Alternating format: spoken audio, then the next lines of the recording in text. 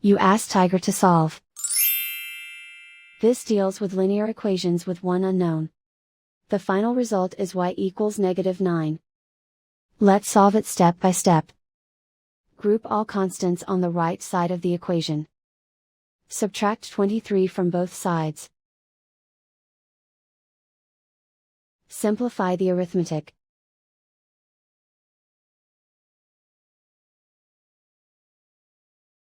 Isolate the y. Divide both sides by -5. Cancel out the negatives. Simplify the fraction. Move the negative sign from the denominator to the numerator. Find the greatest common factor of the numerator and denominator. Factor out and cancel the greatest common factor. And so the final result is y equals -9.